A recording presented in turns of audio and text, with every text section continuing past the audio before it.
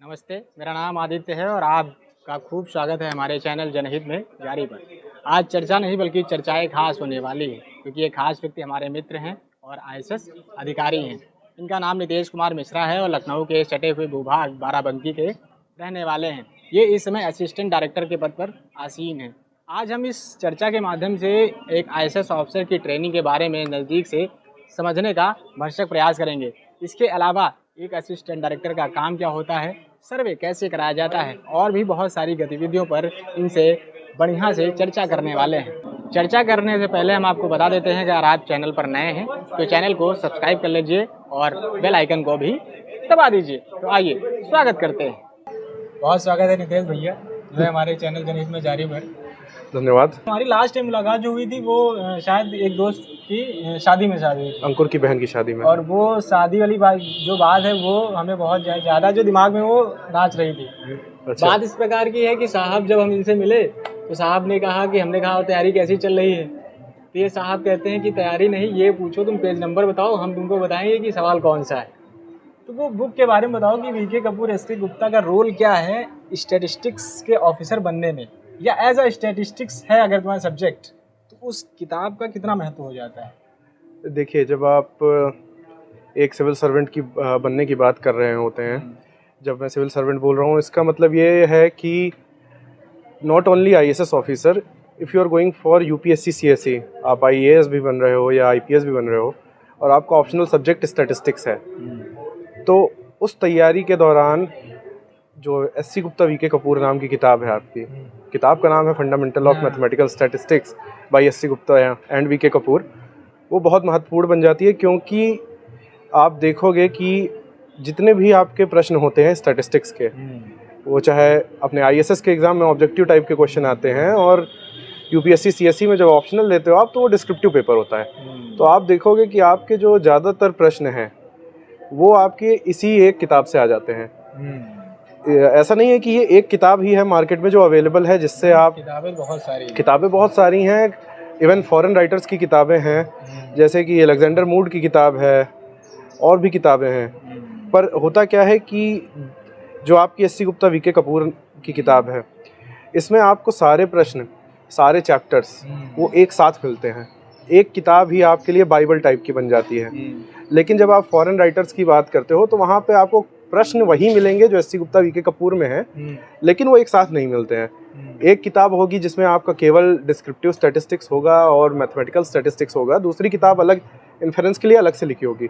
जबकि SC Gupta VK Kapoor जो किताब है उसके अंदर आपको डिस्क्रिप्टिव स्टैटिस्टिक्स भी मिल जाती है और मैथमेटिकल स्टैटिस्टिक्स भी मिल जाती है और इन्फरेंशियल स्टैटिस्टिक्स भी मिल जाती है। आईएएस एग्ज़ाम के लिए तो अगर आप पेपर 1 और पेपर 2 की बात करें तो एससी गुप्ता वीके कपूर ही एकमात्र ऐसी किताब है जिसको लगा कि आपका काम हो जाएगा 70 से 80%। पूरा तो नहीं होगा क्योंकि कुछ ऐसे टॉपिक्स भी होते हैं जो बाहर से आ जाते हैं आपके। अब तो पता नहीं लोग कैसला बर्जर और वीके रोहतगी वो भी हैं अपने आप में, वो भी हैं किताबें, उसको भी लोग प्रेफर करने लगे। कैसला बर्जर और रोहतगी जैसे वीके रोहतगी की किताब है introduction to probability and statistics, वो किताब आपकी अच्छी किताब है, लेकिन for an average student that book is not good. Because होता क्या है कि जो हम ग्रेजुएशन में पढ़ते हैं, जैसे मैंने एससी गुप्ता वीके कपूर पढ़ी है, तो एससी गुप्ता वीके कपूर की जो भाषा है वो वीके रोहतगी की किताब की तुलना में सरल है, आप आसानी से समझ सकते हैं, उसमें कोई आपको उतनी कठिनाई का सामना नहीं करना पड़ेगा। पर जब आप वीके रोहतगी लगाना चालू करेंगे तो फिर उसमें आपको थोड़ा टर्म समझने में दिक्कत आएगी। पर हाँ, प्रेफर यही किया जाता है कि आप पहले एससी गुप्ता वीके कपूर को जब एक बार पूरी लगा चुके हों तो आप एक बार वीके रोहतगी की किताब को भी पढ़ लें, क्योंकि उसमें कुछ प्रश्न ऐसे हैं खासकर इन्फरेंशियल स्टैटिस्टिक्स के जो आपके एससी गुप्ता वीके कपूर की किताब में नहीं है, तो वो वहाँ मिल जाते हैं आपको और वो आपको आपके एग्ज़ाम में हेल्प करते हैं। जब हम लोग ग्रेजुएशन में थे, हाँ, तो मतलब ठीक था, हम लोगों ने ग्रेजुएशन में 3rd ईयर किया, उसके बाद ये 3rd ईयर के बाद फिर क्या मतलब चल रहा था, जैसे हम लोगों ने रुझान किया था एमएससी की तरफ, तो मतलब तुमने मतलब किस प्रकार से इधर अप्रोच किया। जब मैंने 12th का एग्ज़ाम दिया था तो मेरी स्टेट में 10th रैंक थी, स्टेट बोर्ड में, यूपी बोर्ड। तो उस टाइम पे although I wanted to become an engineer, सबका हाँ उस सबका समय तो ख्वाब वो यही रहता होता है ही कि एक इंजीनियर बनना है। तो I wanted to become a computer science engineer, but जो हमारे स्कूल के मैनेजर थे उन्होंने मुझसे कहा कि देखो इंजीनियर बन जाओगे फिर आगे क्या करोगे। तो मैंने कहा आगे फिर जो नॉर्मल रूट होता है सबका, सिविल सर्विस। तो उन्होंने कहा अगर तुमको सिविल सर्विस ही करना है तो why don't you go with just graduation only with statistics as your subject, कि आप केवल ग्रेजुएशन कर लीजिए, स्टैटिस्टिक्स आप अपना सब्जेक्ट ले लीजिए, और फिर उसके बाद आपका इंडियन स्टैटिस्टिकल सर्विस का एक पेपर होता है, क्लास 1 ग्रेड ऑफिसर की जॉब है, आप एक सिविल सर्वेंट कहलाओगे, अच्छी सैलरी है, और जो है सिविल सर्वेंट तो आप समझ ही गए हैं कि फिर क्या बात है। तो उनकी एडवाइस थी कि आप आईएएस करना ग्रेजुएशन के बाद ही। तो मैंने कई जगह के एंट्रेंस एग्ज़ाम भी दिए थे बट वो क्वालिफाई नहीं हुए थे। तो ultimately I landed up in Lucknow university, और लखनऊ यूनिवर्सिटी में 3 साल ग्रेजुएशन किया, ग्रेजुएशन में अच्छे मार्क्स स्कोर किए। फिर उसके बाद पोस्ट ग्रेजुएशन के लिए अप्लाई किया था। जब मैं ग्रेजुएशन के तीसरे साल में था तब मुझे पता चला कि हमारी एक सीनियर हैं जिन्होंने ग्रेजुएशन के जस्ट बाद आईएएस क्वालिफाई कर दिया है। मैंने पीजी के लिए एंट्रेंस भी दिए थे but due to some reasons वो एंट्रेंस इतने अच्छे हुए नहीं थे एंड आई फेल्ड मिजरेबली, बहुत बुरी तरह से फेल हुआ सारे एंट्रेंस एग्ज़ाम में। तो फिर फैमिली ने कहा कि अब एंट्रेंस तो तुमसे निकला नहीं है तो आप डीएलएड कर लीजिए। अच्छा। जिसको करने की मेरी इच्छा नहीं थी बिल्कुल भी। तो फिर आई रिक्वेस्टेड माई ब्रदर कि मुझे आईएएस की प्रिपरेशन करनी है और मुझे 1 साल का टाइम दिया जाए। So at first no one believed कि इनसे कुछ होगा भी, क्योंकि जब आप एंट्रेंस एग्जाम को बिलीव ही नहीं था कि मतलब हो पाएगा कुछ। भैया छोड़िए, आप फैमिली में किसी को बिलीव नहीं था कि ये हो भी सकते हैं। क्योंकि हुआ यही कि इंटरव्यू में आप उसमें एंट्रेंस एग्जाम में फेल हो गए आप। जब आप एक मास्टर्स के सिंपल से एंट्रेंस एग्जाम को क्वालिफाई नहीं कर पा रहे हो तो फिर आपसे कोई कैसे उम्मीद लगाएगा कि आप सिविल सर्विस के एग्ज़ाम को क्वालिफाई कर पाओगे, जहाँ पे 3 दिन आपको लगातार जगना पड़ता है और 6 पेपर देने होते हैं। इतना मेंटल स्ट्रेस रहता है आपके ऊपर, आप कर पाओगे, इस चीज़ पे संदेह था मेरे फैमिली वालों को भी। पर फिर तैयारी शुरू की, साथ में ही डीएलएड भी चल रहा था, तो किसी तरह से दोनों चीज़ों को मैनेज किया। ऑल्दो डीएलएड करने में बहुत परेशानियां आई, डीएलएड में मेरे जो लेक्चरर्स थे उन्होंने काफ़ी सपोर्ट किया कि ठीक है आप कीजिए। तो दोनों चीज़ों को मैनेज किया, अपनी प्रिपरेशन भी मैनेज की और डीएलएड भी। डीएलएड कहाँ से चल रहा था? डीएलएड मेरा एक गवर्नमेंट इंस्टीट्यूट ही था, ये महादेवा में पड़ता है, रामनगर के। मिल गया था उसमें? हाँ, मेरिट अच्छी थी ना मेरी। अच्छा। स्टेट में मेरिट अच्छी थी तो वो मेरिट बेसिस पे डीएलएड के लिए इनरोलमेंट मिलता था, तो वो मिल गया था। तो फिर उसके बाद क्या हुआ कि पहला रिटन एग्जामिनेशन मैंने आईएएस का दिया अपना 2019 में जून में, और उसका रिज़ल्ट आया था 4 अक्टूबर 2019 को, रिटन का रिज़ल्ट। फिर पहला इंटरव्यू हुआ था मेरा 23 दिसंबर सन 2019 में ही, बट उसमें मैं फाइनल लिस्ट में क्वालिफाई नहीं कर पाया था। 16 नंबर से मैं क्वालिफाई नहीं कर पाया था। फिर 2020 में कोविड पीरियड आया, उसी में दूसरा रिटन एग्ज़ाम दिया, और 2021 में हमारा फाइनल इंटरव्यू हुआ है। और उसके बाद जुलाई के एंड में हमारा रिज़ल्ट आया फाइनल, और उसमें मेरी 17th रैंक आई थी। तो इस तरह से हम पहुँचे वहाँ तक। ये ठीक है, हाँ। अटेम्प्ट आ गए। इसके पहले ये बताइए कि मतलब कहीं से पता किया कि कोचिंग किया कि डायरेक्ट ऐसे? कोचिंग की थी। क्योंकि जब मैं ये एंट्रेंस एग्ज़ाम में फेल हुआ जब, तो मुझे एहसास हुआ कि यूनिवर्सिटी लेवल पे आपने काफ़ी अच्छे मार्क्स स्कोर किए, but what is required for qualifying a competitive exam, you don't acquire those skills. तो फिर उन स्किल्स को डेवलप करने के लिए पहले कोई सोचा था कि जो है अपने से करेंगे शायद हो जाए, और बहुत लोग करते भी हैं, अपने से तैयारी करते हैं, उनका होता भी है, कर भी रहे हैं, होता भी है।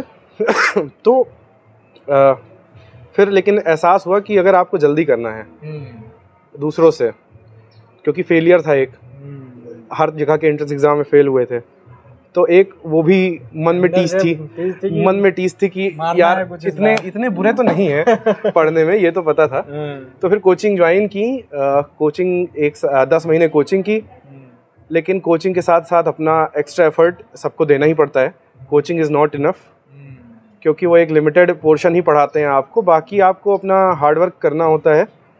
तो जो हार्डवर्क मैंने पूरी तरह से नहीं किया था पहले अटेम्प्ट में, इसीलिए मैं 16 नंबर से रुक गया, क्योंकि जो इकोनोमेट्रिक्स का सेक्शन आता है उसको मैंने छोड़ दिया था पूरी तरह से, पढ़ा ही नहीं था, और उसी 16 नंबर ने मुझे 1 साल और मेहनत करवा दी। लोग जो है वो सबसे बड़ी गलती है उनकी।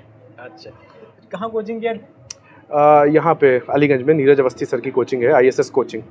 ज़्यादातर लोग वहीं करते हैं, लखनऊ यूनिवर्सिटी के हों, चाहे उत्तर प्रदेश की किसी यूनिवर्सिटी के हों या बाहर के भी हों, वो वहीं करते हैं। अच्छा, एक चीज़ जब आपने कही कि अभी यूनिवर्सिटी लेवल पे जो आप उसमें पढ़े थे, हाँ हाँ, उसको पढ़ करके आप जो है उस एग्ज़ाम को नहीं निकाल पा रहे थे। एक्चुअल में सच्चाई ये है कि 3 साल जब मैं विश्वविद्यालय में पढ़ रहा था, अगर मेरे अटेंडेंस उठा के देखी जाएगी तो वो बहुत कम आएगी। तो उसमें मानते हैं आपकी रेगुलर क्लास की होती तो कहीं ना कोई कुछ एक्सपेक्टेड जो हमने एक्सपेक्ट कर रहे थे वो रिजल्ट होते। अब इस चीज़ पे कोई कमेंट करना मुझे उचित नहीं लग रहा है, क्योंकि नहीं, कभी आपने सोचा इस बारे में कि अगर क्लास रेगुलर की होती तो शायद कुछ रिजल्ट दूसरा होता? मुझे नहीं लगता ऐसा कुछ होता, क्योंकि जब अब क्लास की नहीं तो मुझे पता नहीं है कि क्लास आपके नॉलेज में कितना वैल्यू एडिशन कर रहा था। अगर ये चीज़ पता होती मुझे कि क्लास करने से कितना वैल्यू एडिशन होता है, तो शायद मैं इस प्रश्न का कोई सही जवाब दे पाता। ये बात तो सही है। हाँ। अच्छा, उसमें क्राइटेरिया कुछ और था, इसमें शायद कुछ बदल गया क्राइटेरिया? हाँ, पहले क्या होता था, जिस साल मैंने एग्ज़ाम दिया है सन 2019 में, जहाँ तक मुझे अंदाज़ा है उस साल तक क्राइटेरिया ये था कि आपको ग्रेजुएट होना चाहिए स्टैटिस्टिक्स में, तभी आप दे सकते हो स्टैटिस्टिक्स या मैथमेटिकल स्टैटिस्टिक्स या अप्लाइड स्टैटिस्टिक्स। इसमें अगर आप ग्रेजुएट हो तब आप ISS के लिए अपीयर कर सकते हो। लेकिन फिर उसके अगले साल से चेंज हुआ ये क्राइटेरिया। अब UPSC ने क्राइटेरिया सेट कर दिया है कि आप किसी भी स्ट्रीम में ग्रेजुएट हो, यदि ग्रेजुएशन के 3 साल किसी भी स्ट्रीम में, मतलब किसी भी स्ट्रीम का मतलब आप BA भी हो सकते हो, आप BSc भी हो सकते हो, आप BCom भी हो सकते हो, आप BTech भी हो सकते हो। बीटेक में भी स्टैटिस्टिक्स है? बीटेक में भी स्टैटिस्टिक्स है। उनके मैथ्स के पेपर के अंदर स्टैट्स का पेपर होते हैं, उनके मतलब सेमेस्टर्स होते हैं ना। एक पेपर की वजह से एलिजिबिलिटी आ गई? हाँ, अब एलिजिबिलिटी क्राइटेरिया यही हो गया है कि आप किसी भी स्ट्रीम में ग्रेजुएट हो, यदि 3 साल या 4 साल का आपका कोर्स है, उसमें आपने एक भी साल में एक पेपर स्टैटिस्टिक्स का पढ़ा है, मतलब the word statistics should be mentioned in your papers title. जैसे कि हमारा पेपर होता है स्टैटिस्टिकल इन्फेरेंस, तो वहाँ पे स्टैटिस्टिकल लिखा हुआ है तो बस आ गए, आप आ गए, भले एक ही साल में पढ़ा हुआ आपने। यदि आपने आपके किसी भी साल में या किसी सेमेस्टर में भी एक पेपर स्टैटिस्टिक्स का रहा है तो आप एलिजिबल हो अब ISS देने के लिए। मेरे बैच में 2 लोग हैं जो BTech हैं IIT से, एक IIT खड़गपुर से है और एक IIT मुंबई से। अच्छा। एक सिविल इंजीनियर है, एक इलेक्ट्रिकल इंजीनियर है। मतलब अब जो है और भी हाँ, अब कंपटीशन बढ़ा दिया गया है काफ़ी ज़्यादा। ये है। अच्छा, तो अब जो बात करेंगे मेन जो जिसके लिए चर्चा हो रही है आपसे, ट्रेनिंग के बारे में, क्योंकि हमने इससे पहले हम बता देते हैं आपको, इससे पहले भी हमने एक चर्चा की है हिमांशी त्रिवेदी जी, इनका मैंने आपको डिस्क्रिप्शन में इनका लिंक दे रखा है, आप जाके उसको भी देख सकते हैं जी। तो ट्रेनिंग के बारे में जो हम पहले तो यहाँ शुरुआत करेंगे।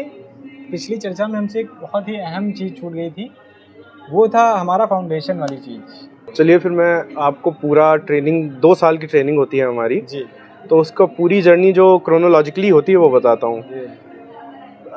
जैसा कि आपने बोला फाउंडेशन कोर्स के बारे में, तो कभी कभी क्या होता है, फाउंडेशन कोर्स कुछ फिक्स नहीं होता है कि आपका ट्रेनिंग की शुरुआत में होगा या अंत में होगा या बीच में होगा। अच्छा। लेकिन अगर कहा जाए तो आपकी ट्रेनिंग का सबसे महत्वपूर्ण पार्ट वो फाउंडेशन कोर्स ही होता है, क्योंकि जब हम सेलेक्ट होते हैं, हम ट्रेनिंग अपनी शुरू करते हैं तो हम सब ने कहीं ना कहीं स्टैटिस्टिक्स ही पढ़ रखा होता है सारे लोगों ने, और स्टैटिस्टिक्स जान के आप एडमिनिस्ट्रेशन नहीं जान सकते।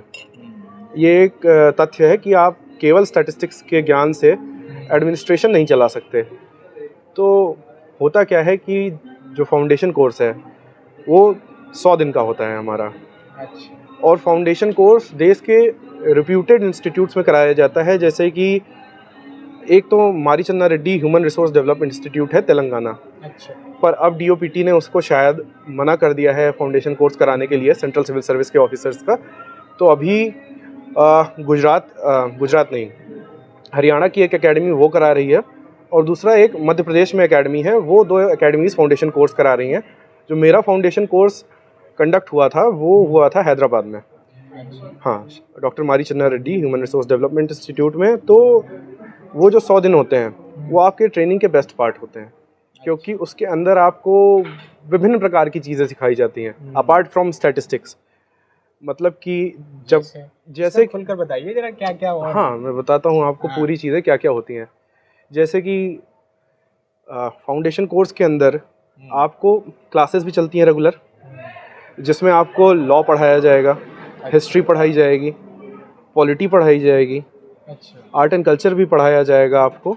और उन क्लास के बीच में मिसलेनियस चीज़ें भी होती हैं, जैसे कि कोई आपकी एनजीओ है, नॉन गवर्नमेंटल ऑर्गेनाइजेशन हो गई, तो वो भी आते हैं आपको पढ़ाने। वो आपको दिखाते हैं कि वो क्या काम कर रहे हैं, फिर आप फील्ड पे जाते हो, उनकी जो ऑर्गेनाइजेशन फील्ड पे वर्क कर रही होती है। जैसे कि हम जब फाउंडेशन कोर्स में थे तब हमारे वहाँ पे एक आए थे जो ब्लाइंड बच्चों के लिए स्कूल्स चलाते थे अक्रॉस तेलंगाना। अच्छा। तो वो आए थे, देवनार फाउंडेशन नाम था उसका, Deonar foundation for blind children. वो तेलंगाना स्टेट से बच्चे चूज़ करते थे और फिर उनको पढ़ाते थे और उनकी अच्छी पढ़ाई कराते थे। वो उनको इतनी अच्छी पढ़ाई कराते हैं कि आप मानिए कि हमारे वहाँ ये स्पेशली एबल्ड की टीम होती है स्पोर्ट्स की। अच्छा। तो उनकी जो फाउंडेशन है उससे कुछ बच्चे हैं जो स्पेशली एबल्ड की जो हमारी क्रिकेट टीम है उसमें खेल रहे हैं। ये टीम उसमें खेल रही है? इनके बच्चे, अच्छा, इनके वहाँ से बच्चे हैं जो स्पेशली एबल्ड, जो इनके वहाँ पढ़ाई करते हैं, फिर वो आगे उस मुकाम तक पहुँचे हैं कि वो देश के लिए स्पेशली एबल्ड की जो क्रिकेट टीम है उसमें भी खेल रहे हैं। तो ये तो रहा कि आपकी नॉर्मल क्लासेस हो गई इन सब्जेक्ट्स पे, लॉ, पॉलिटी, हिस्ट्री वगैरह। उसके अलावा आपकी फ़िज़िकल फिटनेस पे भी ध्यान दिया जाता है। हर सुबह वहाँ पे 6:30 से 7:30 बजे तक का आपका पीटी योगा सेशन होता है। मॉर्निंग में उठती कितने बजे? मॉर्निंग में नॉर्मली आपको 5:30 बजे उठा देते हैं वो, और फिर शाम को आप 6:30-7 बजे तक छूटते हो वहाँ से। अच्छा। हाँ, बीच में थोड़े थोड़े ब्रेक्स भी मिलते हैं, लेकिन आप 3 महीने आपको टाइम पता नहीं चलता है कि कैसे समय बीत गया। तो आप सुबह उठते हो 5:30 बजे, फिर आप ट्रैक सूट पहन के अपना पहुंच जाते हो ग्राउंड में। वहाँ पीटी होती है, उसमें भी बायोमेट्रिक अटेंडेंस होती है, आप उसे मिस नहीं कर सकते। अगर आप मिस करते हो तो उसके लिए आपके ऊपर पेनल्टी लगती है, मेमो आता है, फिर उसका आपको जवाब देना पड़ता है।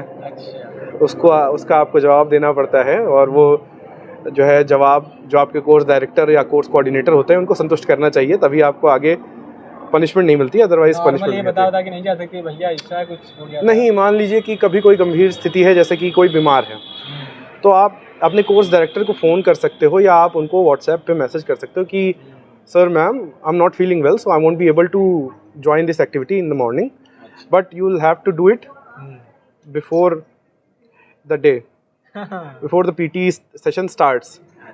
ये होता है। फिर उसके बाद कई सारे क्लासरूम के मॉड्यूल्स के अलावा भी अलग चीज़ें होती हैं, जैसे कई अच्छी चीज़ें सीखने को मिलती हैं। जैसे वहाँ एक लैंग्वेज सीखने की भी क्लास होती है, उसमें इंडियन लैंग्वेजेस दी जाती हैं आपको, कई सारी 5-6 इंडियन लैंग्वेजेस होती हैं। हिंदी भी होती है, इंग्लिश भी है, उर्दू भी होती है, तेलुगु भी होती है, कई सारी लैंग्वेजेस होती हैं। मैंने पर्सनली तेलुगु सीखी थी वहाँ पे। अच्छा। हाँ, तो मुझे सीखी है, तेलुगु आती है मुझे। 2 शब्द हो जाए जैसे मुझे बोलना है कि आदित्य जी नमस्कार। आदित्य जी नमस्कार। आदित्य जी नमस्कार बोलने के लिए नमस्कारम आदित्य जी, बस इतना बोलना होता है। बट अगर आपको बोलना हो मेरा नाम आदित्य है, तो आपको बोलना होगा ना पेरू आदित्य। क्या? ना पेरू आदित्य। हाँ, ना पेरू आदित्य। हाँ। अच्छा। तो वहाँ 20 क्लासेस होती थी उसकी भी, लैंग्वेज की। उसके अलावा आपका एक्स्ट्रा करिकुलर एक्टिविटीज़ का भी मॉड्यूल होता है, जिसमें आप अपने पसंद की एक्टिविटी कर सकते हो। जैसे वहाँ गार्डनिंग थी, गिटार बजाने के लिए भी था, और वायलिन भी था, बांसुरी वादन भी था। तो उस टाइम पे मैंने गिटार चूज़ किया था। आपकी प्रतिभा है अगर अंदर आपके, तो यदि आप जो है निकल जाएंगे। आपने जो कुछ अपनी लाइफ में, जो आपका गोल्डन पीरियड रहा है, जो आपके कुछ 3-4 साल आपने तैयारी के दौरान कुछ नहीं किया है, वो 3 महीने वो आपको पूरा एक्सप्लोर करने की आज़ादी देते हैं। वो आपको अपने अंदर की प्रतिभा पहचानने का मौका देते हैं। उसके अलावा फिर हम लोगों की विलेज विजिट भी होती है फाउंडेशन कोर्स में, जिसमें आपको डिफरेंट विलेजेस में भेजा जाता है स्टेट के, और फिर आपको वहाँ जाके देखना होता है कि जो सरकार की योजनाएं चलाई जा रही हैं उनका उस गांव के विकास पे कोई प्रभाव पड़ा है या नहीं पड़ा है, और उस गांव में जो लोग रह रहे हैं उनकी ज़रूरतें क्या हैं, ये सब चीज़ें असेस करनी होती हैं। वो 1 हफ्ते का आपका प्रोग्राम होता है। तो वो बहुत अच्छी एक फीलिंग होती है जो आपको आती है जब आप जाके रूरल इंडिया से जुड़ते हो। उसके अलावा आपका एक ट्रैक होता है जो आपकी पीटी कराई जा रही है, वो बेसिकली इसलिए कराई जा रही है कि आप एक क्लास 1 ग्रेड ए ऑफिसर बन रहे हो, तो आगे जाके आपके ऊपर mental as well as physical stress बहुत आने वाला है। तो how are you going to handle that? अगर आप मेंटली और फिजिकली फिट नहीं हो तो आप उस चीज़ को हैंडल नहीं कर सकते हैं। ये एक बहुत बड़ा पॉइंट है। तो उसके लिए वो आपको ट्रेन करते हैं डेली पीटी के थ्रू। फिर उसका क्या प्रभाव पड़ा है उसको असेस करने के लिए वो 1 हफ्ते का ट्रैक कराते हैं। तो हमारा ट्रैक हुआ था नीलगिरी में। अच्छा। और उसमें वो पहाड़ियों वाला नीलगिरी? हाँ, पहाड़ियों वाला नीलगिरी। वहाँ पे हम 112 लोग थे जिनको 6 ग्रुप्स में डिवाइड किया गया था। आपके बैच में 112 लोग थे? मेरे बैच में नहीं, हम वहाँ 4 या 5 बैचेस थे उस टाइम पे। इंडियन स्टैटिस्टिकल सर्विस के 3 बैच थे और इंडियन इकोनॉमिक सर्विस के 2 बैच थे। दोनों की ट्रेनिंग एक साथ में ही होती है क्या? फाउंडेशन कोर्स में डिफरेंट सर्विसेज आती हैं, आईएसएस के अलावा भी और सर्विसेज आती हैं। साथ में ही करते हैं? साथ में उनका फाउंडेशन कोर्स होता है। फाउंडेशन में क्या चेंजेस होने हैं? बाकी सबका तो वही रहेगा फाउंडेशन कोर्स। हाँ, फाउंडेशन कोर्स में फिर उनको 6 ग्रुप्स में डिवाइड किया गया था। वो ट्रैक पे गए और ट्रैक करने के बाद आपको ट्रैक की प्रेजेंटेशन भी बनानी होती है, जिसके लिए मेडल्स मिलते हैं, आपको शील्ड होती है। अच्छा। एक टाइप का कंपटीशन होता है कि आप कितना अच्छे से प्रेजेंटेशन दे रहे हो। वो क्लब बता रहे थे कुछ क्लब? हाँ, क्लब मेंबर भी होते हैं। यह फाउंडेशन कोर्स का एक और जो सबसे महत्वपूर्ण भाग है वो है क्लब्स एंड सोसाइटीज़। तो एमसीआर एचआरडी में 6 क्लब्स और सोसाइटीज़ थे जिनके इलेक्शंस होते हैं। जब आप जाते हो तो सबसे पहला काम यही होता है कि क्लब के प्रेसिडेंट या सेक्रेटरी बनने के लिए इलेक्शन होगा। तो हर एक क्लब में एक सेक्रेटरी और 5-6 मेंबर होते हैं। इलेक्ट कौन करता है? वही जो ग्रुप में डिसाइड? ऑफिसर्स जो वहाँ पे हैं। जैसे मेरे बैच में 112 लोग थे, तो वो 112 लोग वोट करेंगे। अच्छा। हाँ, और हर एक क्लब के लिए सेक्रेटरी के लिए 1 बंदा या 2 बंदे जितने भी खड़े होने होंगे वो होंगे, और मेंबर्स के लिए लोग खड़े होते हैं। फिर उसके लिए इलेक्शन होता है, प्रॉपर वोटिंग होती है एकदम गुप्त तरीके से। एक बैलेट बॉक्स होता है, उसके अंदर आपको पूरा जो है लोकतांत्रिक जो है चीजें रहती हैं, डेमोक्रेटिक वे में पूरा इलेक्शन होता है। अच्छा। तो मैंने nature lovers and adventure sports club के सेक्रेटरी की तरह 3.5 महीने काम किया था वहाँ, 100 दिन। अच्छा। और हर एक क्लब के लिए भी फाउंडेशन कोर्स का जब अंत होता है तो वोटिंग होती है कि कौन सा क्लब बेस्ट परफॉर्मिंग क्लब था। अच्छा। उसके लिए डायरेक्टर जनरल की शील्ड होती है और गोल्ड मेडल्स भी होते हैं। तो मेरे क्लब ने बेस्ट परफॉर्म किया था उसमें, nature lovers and adventure sports club ने। तो हमें डायरेक्टर जनरल की शील्ड और उसके गोल्ड मेडल्स भी मिले थे। टोटल ट्रैक के भी जो है प्रेजेंटेशन जब हुई थी, तो ट्रैक प्रेजेंटेशन के बाद भी हम जीते थे पहला प्लेस। तो टोटल उस टाइम पे मेरे पास 24 गोल्ड मेडल थे। 24 गोल्ड मेडल थे? हाँ, 24 गोल्ड मेडल थे और 2 शील्ड थी। अच्छा। एक ट्रॉफी थी, एक शील्ड थी डीजी की। तो गोल्ड मेडल आप वापस ले जा सकते हो अपने साथ, शील्ड और ट्रॉफी वापस करनी पड़ती है वहीं पे। अच्छा, वो कॉलेज इंटर कॉलेज वाला सिस्टम है कि एक दिन के लिए दे दिया जाएगा ऐसा, वो फिर वापस ले लिया जाएगा, ऐसा कुछ? ऐसा ही है लगभग। वही। फिर उसके बाद एक दिन होता है जिस दिन इंडिया डे सेलिब्रेशन किया जाता है। इंडिया डे में बेसिकली जो ऑफिसर ट्रेनीज होते हैं वो अपने अपने स्टेट की ड्रेसेस पहन के आते हैं। लाइक कोई राजस्थान से है तो वो वहाँ राजस्थान की ड्रेस पहन के आएगा, और कोई बिहार से है तो वो बिहारी वेशभूषा में आएगा, और अपने अपने प्रदेश की जो रिप्रेजेंट करते हैं कि कहाँ से वेशभूषाएं होती हैं, हाँ, सभ्यताएं हैं, उसमें आते हैं सब लोग। फिर एक रैली निकाली जाती है, उसमें खूब नाचते गाते हैं काफ़ी। कहाँ रैली? कहाँ? उसी के अंदर ही इंस्टीट्यूट के अंदर होती है वो। और आप मान लीजिए 50 मीटर चले, फिर उसके बाद आप रुकेंगे, फिर आप मस्त नाचेंगे गाएंगे, फिर उसके बाद फिर आप चलेंगे। तो एक स्टार्टिंग पॉइंट होता है, एक एंड पॉइंट होता है, उसके बीच में आप पूरा ये करते जाते हैं। वो दिन बहुत ही अच्छा होता है। अच्छा। और थोड़ा इमोशनल भी होता है क्योंकि 3 महीने की जो जर्नी होती है उसमें काफ़ी अच्छे दोस्त बन जाते हैं आपके। ये बात तो जो आपकी सर्विस के होते हैं, आपके साथ ट्रेनिंग कर रहे होते हैं, उनसे तो दोस्ती होती ही है, बट जो अदर सर्विस से लोग आते हैं, दूसरी सर्विस के लोग होते हैं, उनसे काफ़ी अच्छी जो है आपकी दोस्ती बन जाती है। तो फिर ऐसा लगता है कि यार बिछड़ने का टाइम साथ में अब आ गया है। तो वो बहुत ही नॉस्टैल्जिक मोमेंट होता है हमारे लिए। ये फाउंडेशन कोर्स जो है 90 दिन का होता है? 100 दिन का होता है। 100 दिन का फाउंडेशन कोर्स होता है। फिर जब आप फाउंडेशन कोर्स ख़त्म कर लेते हो, या आप 3 महीने या 3.5 महीने जो भी आप बोल रहे हो इसको, तो जैसे IAS ऑफिसर की ट्रेनिंग 2 साल की है, तो बच्चे आपके 1 साल 9 महीने। 1 साल 9 महीने में आपके अदर मॉड्यूल्स भी होते हैं। जैसे कि सबसे पहला मॉड्यूल जो आपका कराया जाता है वो होता है ऑफिशियल स्टैटिस्टिक्स का मॉड्यूल। ये आपका होता है national statistical systems training academy में, और इसका ड्यूरेशन हमारे टाइम में 15 वीक्स का था। 15 वीक्स का टाइम ड्यूरेशन था, मतलब 3.5 महीने के आसपास ये भी था। तो उसमें आपको विभिन्न प्रकार की ऑफिशियल स्टैटिस्टिक्स के बारे में सिखाया जाता है। ऑफिशियल स्टैटिस्टिक्स नॉर्मल स्टैटिस्टिक्स से डिफरेंट होती है, आप लोग जानते ही होंगे। जैसे कि उसमें आपकी हेल्थ स्टैटिस्टिक्स आ जाती है, डेमोग्राफिक स्टैटिस्टिक्स आ जाती है, पूरी एग्रीकल्चरल स्टैटिस्टिक्स आ जाती है। तो जितने प्रकार की भी आपकी कार्यालयी स्टैटिस्टिक्स है वो सारी वहाँ पे सिखाई जाती है आपको। उन सब के बारे में ज्ञान थ्योरी में दिया जाता है, प्रैक्टिकल वहाँ पे नहीं कराए जाते हैं। तो जब आपकी ये 3.5 महीने की ट्रेनिंग NSSTA में हो जाती है, फिर उसके बाद आप बाहर भेजे जाते हैं देश के अन्य इंस्टीट्यूट्स में। बहुत ही प्रतिष्ठित इंस्टीट्यूट्स होते हैं जिनमें आपको भेजा जाता है डिफरेंट सब्जेक्ट्स पे स्टडी करने के लिए। ज़्यादातर आपका जो स्टडी होती है, जो आपकी ट्रेनिंग होती है, वो इकोनॉमिक्स पे होती है या तो स्टैटिस्टिक्स पे होती है।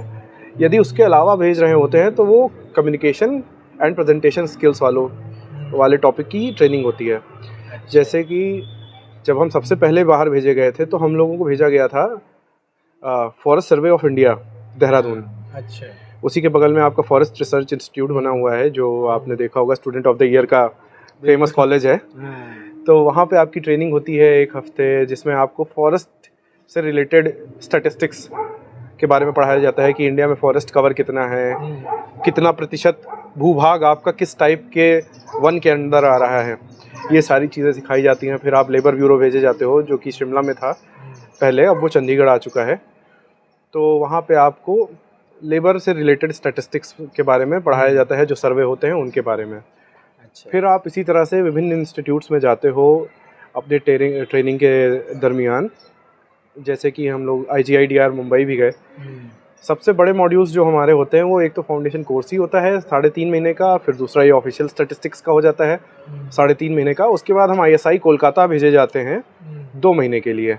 और ISI कोलकाता जो भी स्टैटिस्टिक्स के स्टूडेंट हैं उनका एक ड्रीम होता है कि वो ISI का एंट्रेंस एग्ज़ाम क्वालिफाई करें, वहाँ से मास्टर्स करें या PhD करें।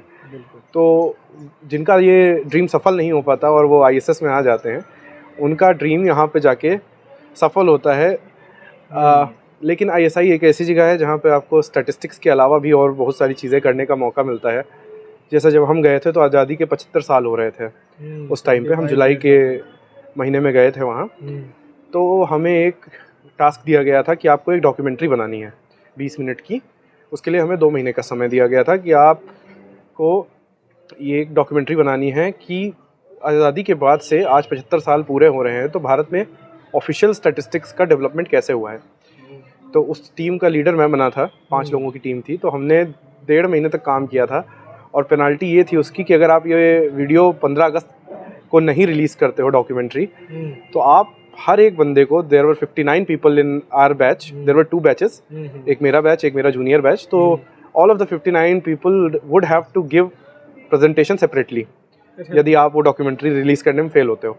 तो उस टाइम पे मुझे याद है मैं रात में सुबह 3-3 बजे तक जाग के डॉक्यूमेंट्री के ऊपर काम करता था, स्क्रिप्ट लिखता था, रिसर्च करता था। काफ़ी चीज़ें पढ़ने को मिलती हैं। तो ओवरऑल काफ़ी अच्छी ट्रेनिंग होती है आपकी, काफ़ी अच्छा एक्सपोजर मिलता है आपको, नई नई चीज़ें करने को मिलती हैं। फिर इसी तरह से आप कई जगहों पे जाते हो। आप कह सकते हो कि आप 50% इंडिया घूम लेते हो अपनी ट्रेनिंग के दौरान ही। आपको बड़े बड़े स्टेट्स के बड़े बड़े इंस्टीट्यूट्स में ट्रेनिंग दिलाई जाती है। काफ़ी अच्छी ट्रेनिंग होती है जिसका आपकी पर्सनल लाइफ में भी काफ़ी यूज़ हो सकता है। अच्छा। फिर उसके बाद हमारा फाइनल जो सबसे बड़ा टास्क होता है वो होता है हमारा प्रोजेक्ट वर्क, जिसके बेसिस पे हमारा पोस्टिंग डिपेंड करता है और प्रोबेशन क्लियर होना भी डिपेंड करता है, क्योंकि जो है सिविल सर्वेंट्स का प्रोबेशन 2 साल का होता है।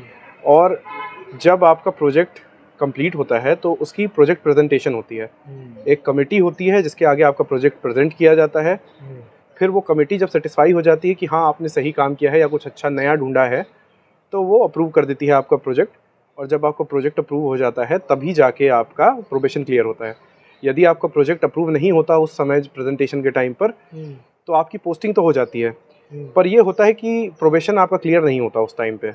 ये कहा जाता है आपसे कि आप दोबारा से आके प्रेजेंट कीजिएगा जब भी आपको समय मिले। जब भी समय मिले, समय मिलने से तात्पर्य ये नहीं है कि अनलिमिटेड टाइम दिया जाएगा आपको। समय मिलने से ये तात्पर्य है कि आप अगले आने वाले जितने भी जल्द से जल्द दिनों में आप ये कर सकते हैं।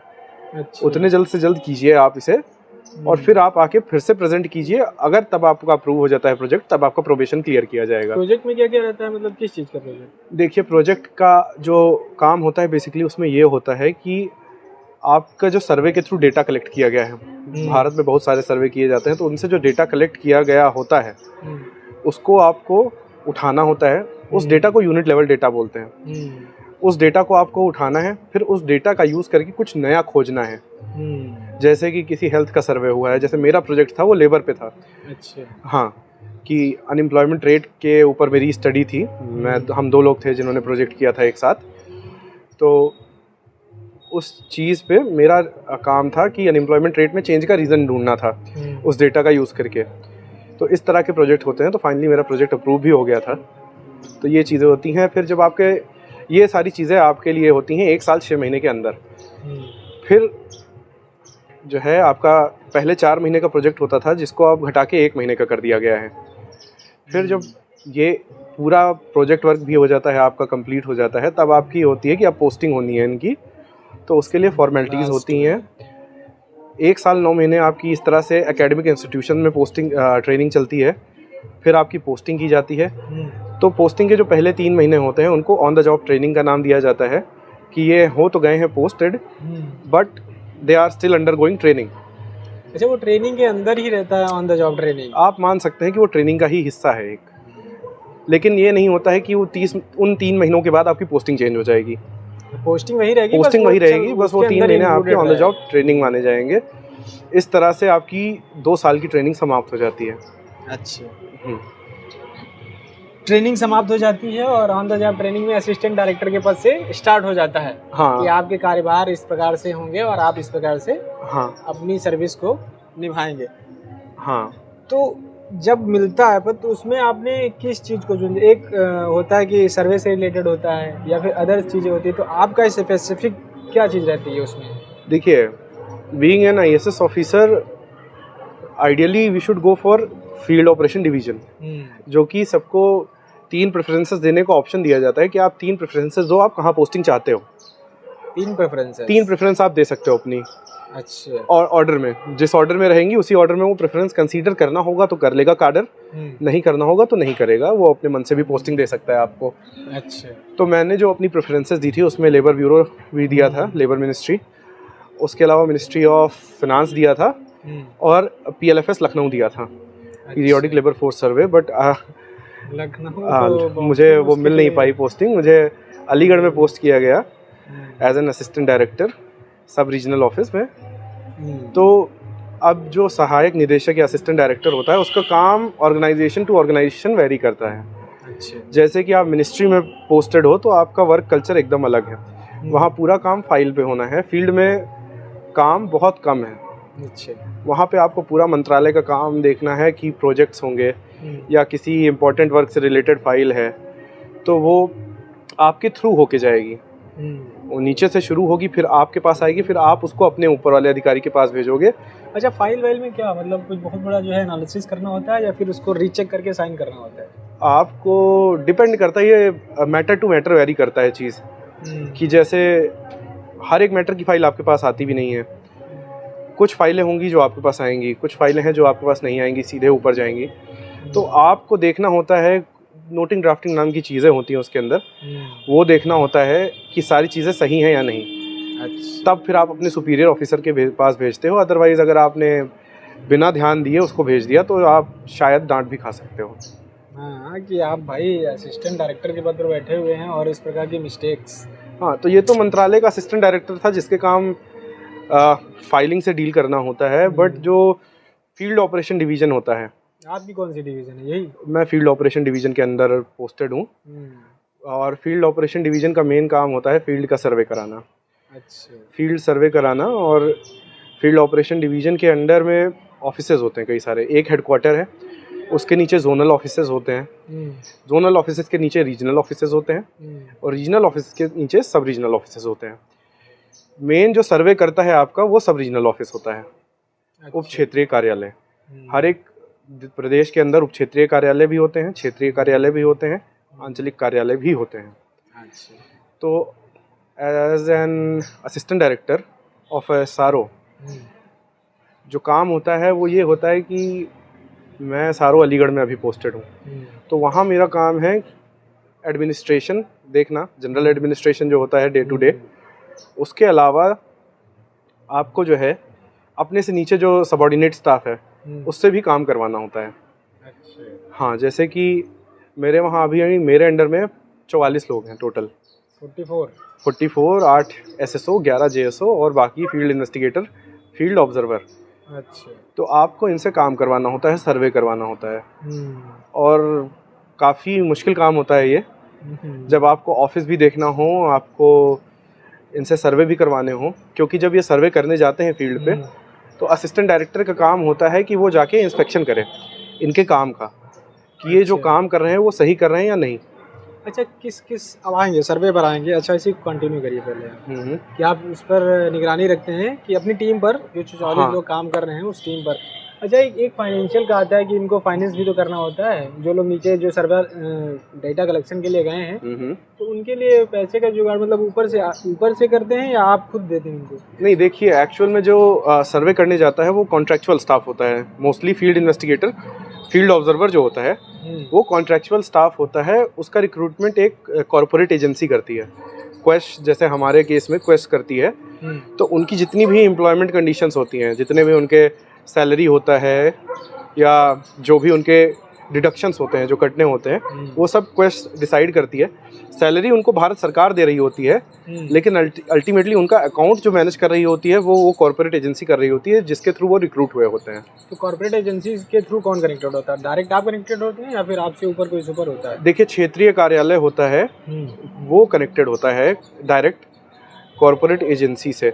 हाँ, लेकिन अगर कोई कॉन्ट्रैक्चुअल स्टाफ है वो काम सही नहीं कर रहा है, जैसे मेरे ऑफिस में कोई कॉन्ट्रैक्चुअल स्टाफ है और वो काम सही नहीं कर रहा है और मुझे लगता है कि इसको सेवा निवृत्त करने की ज़रूरत है, तो मैं डायरेक्ट एजेंसी को लिख सकता हूँ कि ये बंदा काम नहीं कर रहा है, आपने इसको हमें प्रोवाइड कराया था। मैं अपने पेन से लिख के दे दूंगा अपने साइन से कि इनको आप किसी और बंदे से रिप्लेस कर दीजिए।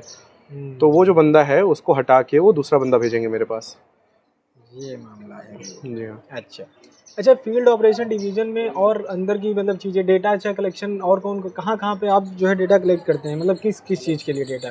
देखिए, बेसिकली जो है जो सर्वे होते हैं, एक तो हमारा ministry of statistics and programme implementation खुद कराता है, जो उसकी स्कीम्स होती हैं। मतलब जैसे स्कीम्स से मतलब होता है सर्वे की स्कीम। मॉस्पी की खुद की सर्वे की स्कीम है, socio economic survey, periodic labour force survey, annual survey of industries और एक दो और हैं। फिर उसके अलावा मॉस्पी को अदर मिनिस्ट्रीज़ रिक्वेस्ट करती हैं, हेल्थ मिनिस्ट्री हो गई, कि हमको स्पेशली एबल्ड जो पीपल हैं उनका सर्वे कराना है, तो वो भी हम ही से कराएगी। तो उसके लिए सबसे पहले तो क्वेश्चनायर वगैरह फॉर्म करता है SDRD। फिर जब वो क्वेश्चनायर फॉर्म हो जाता है तो वो क्वेश्चनायर आता है फील्ड स्टाफ के पास कि अब जाइए, आप जाके सर्वे कीजिए। और सर्वे आपको अर्बन एरिया में भी करना होता है और रूरल एरिया में भी करना होता है। जब आ जाता है आपके पास क्वेश्चनायर बन के, तो एक फील्ड इन्वेस्टिगेटर उस गांव को विज़िट करता है, वहाँ जाता है, वो पहले सारे परिवारों की लिस्टिंग करता है, जितने भी परिवार होते हैं उस गांव में, फिर उनके दरवाजे पे जाके उनसे डेटा मांगता है। अच्छा, कि हम भारत सरकार के इस विभाग से आए हैं और हम इस चीज़ का सर्वे कर रहे हैं और हमारा आपसे अनुरोध है कि आप हमको इस चीज़ पे डेटा दें। अच्छा, जो एक चीज़ हम डेटा वो अभी कंटिन्यू करेंगे इस पर। जो कॉन्ट्रेक्चुअल बेस पर लेते हैं आप लोग उनको, जो अपने उसमें अंडर में करते हैं, तो उसमें मेन और वुमेन का ऐसा कोई वो रहता है कि इतना रेशियो होना चाहिए, या फिर मेन या वुमेन कोई भी हो सकता है? मेन या वुमेन कोई भी हो सकता है, ऐसा कोई रेशियो नहीं डिफाइंड है कि इतने आदमी होंगे इतनी महिलाएं होंगी। महिलाएं भी होती हैं उसमें? महिलाएं भी होती हैं। मतलब उनकी भी जो तो एजुकेशन कुछ वो होती होगी ना, कि जो भी क्राइटेरिया होता है इनके सिलेक्शन का, वो सब वो कॉर्पोरेट एजेंसी डिफाइन कर देती है कि हमको ये बंदा चाहिए, इतना पढ़ा हुआ होना चाहिए, जनरल मैथमेटिक्स आनी चाहिए उसको, ये सारी चीज़ें वो अपने से डिफाइन कर लेते हैं, फिर उसी के बेसिस पे रिक्रूटमेंट वगैरह होते हैं। अच्छा, ये बताइए, डेटा जब लेने जाते हैं तो नॉर्मली जब एज अ स्टूडेंट हम ये जानना चाहते हैं कि डेटा जब लेने जाते हैं तो बहुत सारे, जब हम विलेज में जाते हैं या कॉलोनियों में जाते हैं तो लोग विश्वास नहीं कर पाते पहले। हाँ। कि ये भैया जो आए हैं डेटा लेने, ये भारत सरकार की तरफ से आए हैं या खुद के काम के लिए आए हैं। तो वहाँ पर डेटा सही से जो जिसके लिए हम गए हैं कभी कभी वो नहीं मिल पाता है, तो इस चीज़ को बताइए, थोड़ा एलिब्रेट करिए। देखिए, जैसे अब मेरे ऑफिस के जो स्टाफ है उनको डेटा लेने जाना होता है, तो उसके लिए उनके पास प्रॉपर आईडी कार्ड है। हमारा जो क्षेत्रीय कार्यालय होता है वो आईडी कार्ड बनवा के देता है सबको कि आप ये आईडी कार्ड पहनिए, तो वो आईडी कार्ड जो है लेके वो पहन के ही जाते हैं फील्ड में काम करने। जो आप कह रहे हो वो बात सही है कि पीपल आर अनकोऑपरेटिव। वो कहते हैं अरे बाद में आना, अभी टाइम नहीं है, या घर के मकान मालिक है ही नहीं कुछ घर लोग पे। तो देते डेटा ही नहीं देते होंगे कि हम नहीं देंगे, हमारा मन क्या कर लेंगे, सीधे मुंह पे मना कर ये तो फिर भी कम चीज़ है। लोग इतने कभी कभी अभद्र हो जाते हैं कि वो मारपीट पे भी उतर आते हैं। बताइए कुछ कि जो बता रहे थे कि उसके साथ बहुत घटिया, मतलब बहुत बड़ा इंसिडेंट हो गया था, मार के जो डाल दिया था, ऐसा कुछ हाँ, था वो मेरे ऑफिस में एक फील्ड ऑब्जर्वर हैं जो उधर ही मेरे अंडर में 5 डिस्ट्रिक्ट आते हैं, तो उन्हीं में से एक डिस्ट्रिक्ट था जिसका रूरल एरिया था। वहाँ पे वो इंस्पेक्शन करने के लिए गए थे एक जेएसओ के काम का। अच्छा। तो वो जब गए वहाँ से तो वापस आते टाइम उनको बस नहीं मिल रही थी। तो हुआ क्या कि किसी कार वाले ने उनको लिफ्ट दी कि आप चलिए, हम छोड़ देंगे आपको अलीगढ़।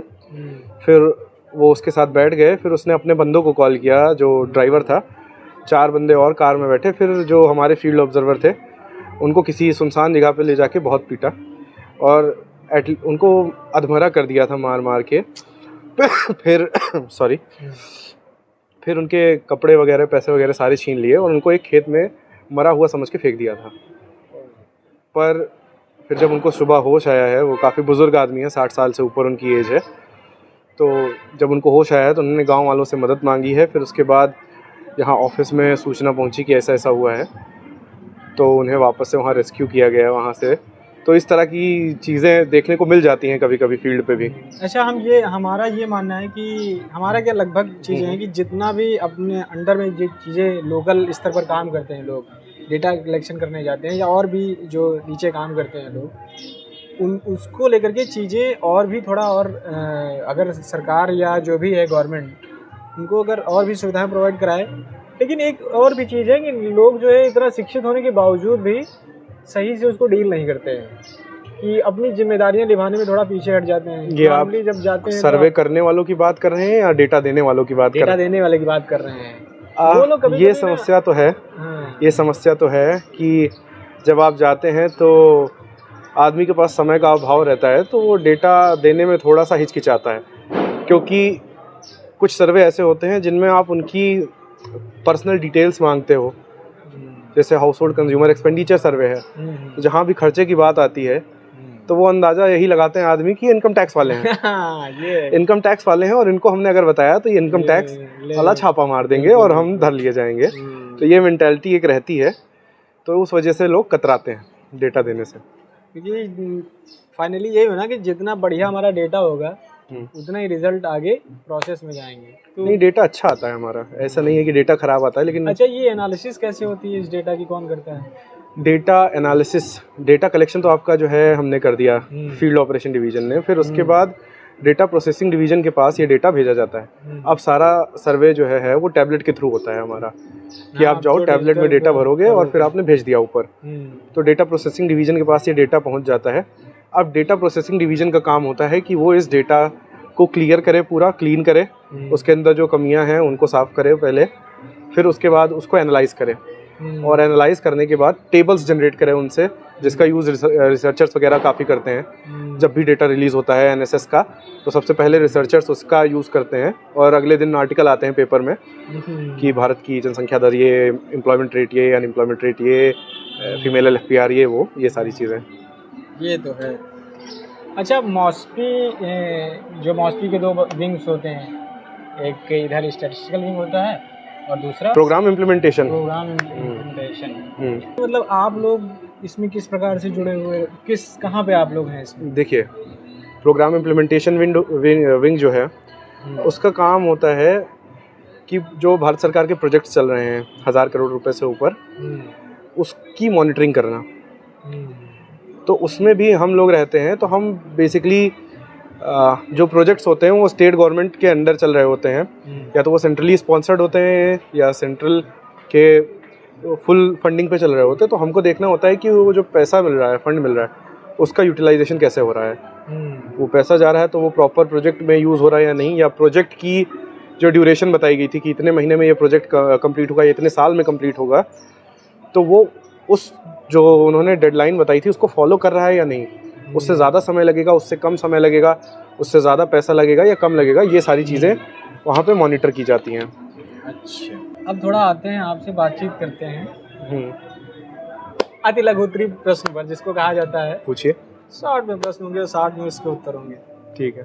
मतलब क्या चेंजेस आए कि स्टूडेंट में और एक ऑफिसर आईएएस नितेश में, क्या मतलब आप अपने अंदर क्या परिवर्तन देखते हैं? देखिए, जब आप स्टूडेंट होते हो तो आप फ्रीडम बहुत इन्जॉय करते हो, लैक ऑफ रिस्पॉन्सिबिलिटी जिसको कहा जाएगा आपको, कि आपके ऊपर कोई रिस्पॉन्सिबिलिटी नहीं होती हो, आप जो चाहो आप वो कर सकते हो, आपके एक्शंस से इतना कोई फ़र्क नहीं पड़ता है।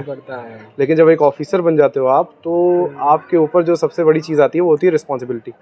तो आपके हर एक एक्शन के लिए आप रिस्पॉन्सिबल होते हो, तो आपको बहुत सोच के काम करना पड़ता है, आपको बहुत सोच के बोलना पड़ता है, आपको अपनी पर्सनल लाइफ अलग मैनेज करनी होती है, आपको अपनी प्रोफेशनल लाइफ अलग मैनेज करनी होती है, क्योंकि जो है पर्सनल और प्रोफेशनल लाइफ में इंसान बहुत अलग होता है।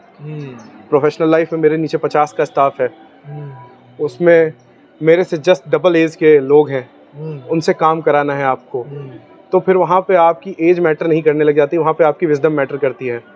आप जब मैं पोस्टिंग पे जा रहा था तो मैंने यही देखा कि 8 लोग हैं, सब मुझसे बड़े हैं, 40 साल से सारे लोग ऊपर हैं, लेकिन फिर वहाँ जाके यही समझ में आया कि आपको रिक्रूट इसीलिए किया गया है कि आप उस लायक हो कि आप उनसे काम कराओ। वहाँ पर मैटर आपका पद करता है कि आप किस पद के लिए चुने गए हैं, आपकी जिम्मेदारियाँ क्या हैं? नहीं, ऐसा पद तो मैटर करता है, लेकिन आपका personal way of handling things भी मैटर करता है कि आप कैसे डील कर रहे हो उनसे। अब मेरे वहाँ जो है 52-53 साल के लोग भी हैं काम करने वाले, और वो बोलते मुझे सर ही हैं कि हाँ सर हो जाएगा, लेकिन आपका भी तो एक मुझे उनसे करवाना होता है वो चीज़, क्योंकि वो बोल तो देते हैं हाँ सर हो जाएगा, लेकिन फिर वो शांति से बैठे रहते हैं। आपने बोला है हाँ सर हो जाएगा, लेकिन कब हो जाएगा ये नहीं बताते वो, तो फिर आपको वो करवाना है तो आपको पूरे अपने दिमाग का इस्तेमाल करना पड़ता है कि इनसे जल्दी से करवाना है।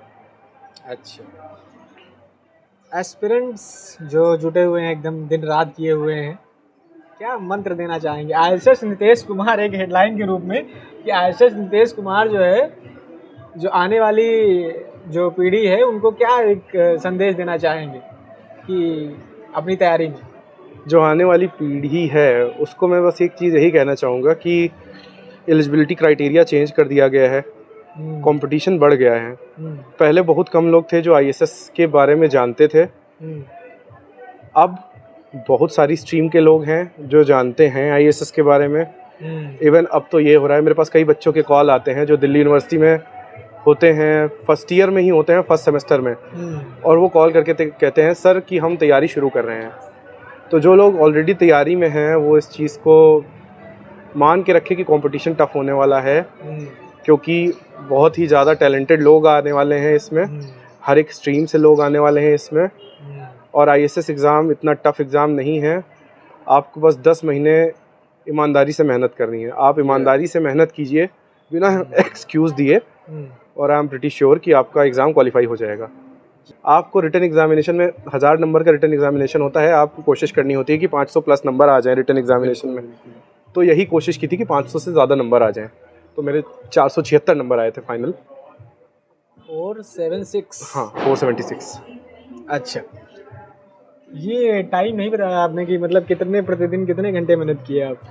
जब एवरेज मतलब इतना पहला अटेम्प्ट दिया था तो पहले अटेम्प्ट में स्टार्टिंग में तो पढ़ाई इतनी ज़्यादा नहीं हुई थी मेरी, फिर मैंने जो मेजर पढ़ाई शुरू की थी वो अपनी जनवरी 2019 से मई 2019 तक की थी।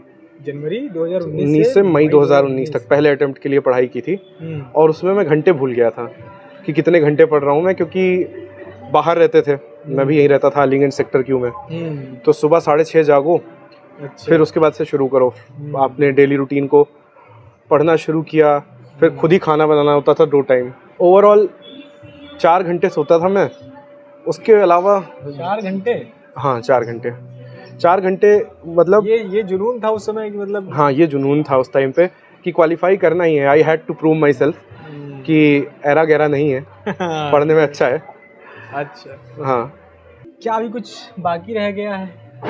नहीं, अच्छा देखिए हाँ, पहले लगता था कि कुछ बाकी रह गया है, हम्म, बट बाद में 3 महीने जब अपनी ये पोस्टिंग के हो गए हैं, तब मुझे समझ में आया है ultimately what a person wants in life is satisfaction.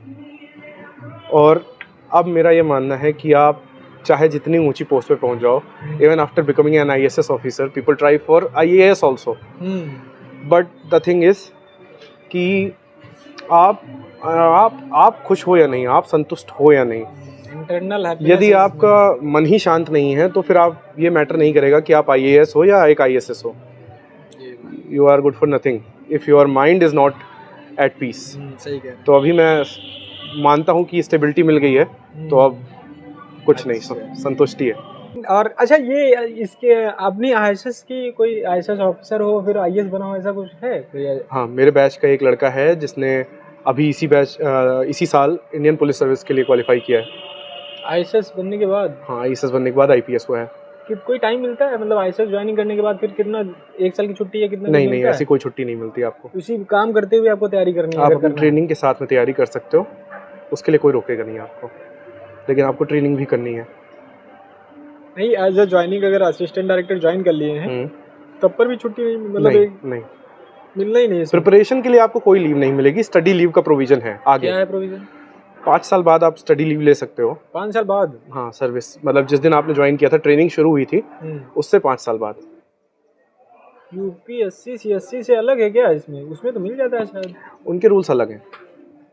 इसमें अच्छा 5 साल पहले कर लेंगे जब, उसके बाद आपको? कार्डर डिफाइन करता है रूल्स आपका कार्डर। तो हमारे कार्डर ने ये रूल डिफाइन कर रखा है कि 5 साल बाद आपको स्टडी लीव मिल सकती है। कितने साल? मैक्स टू मैक्स 3 साल की। 3 साल की। 5 साल फिर पहले ज्वाइन करिए, अपनी जिम्मेदारी निभाइए, उसके बाद 3 साल की आपको जो है हाँ। हो जाए। तो ये साहब थे नितेश कुमार, जो कि इनसे बढ़िया से हमने चर्चा कर ली है। अगर आपके मन में भी कोई शंका है या सवाल है तो आप बेहतर बिना झिझक के आप हमसे पूछ सकते हैं, क्योंकि ये हमारे मित्र हैं, हम कभी भी इनको कॉल घुमा सकते हैं। तो हम इनसे बातचीत करके और भी अगर आपके मन में रह गया है कुछ तो हम उसके जवाब ढूंढने का प्रयास करेंगे। हम ये नहीं कह रहे कि हम देंगे, हम प्रयास करेंगे। चलिए, बहुत बहुत धन्यवाद, आप हमारे चैनल पर आए और हमसे जो है एकदम खुल के बात की, इसके लिए हम आपके शुक्रगुजार रहेंगे। अरे कोई बात नहीं भाई, धन्यवाद।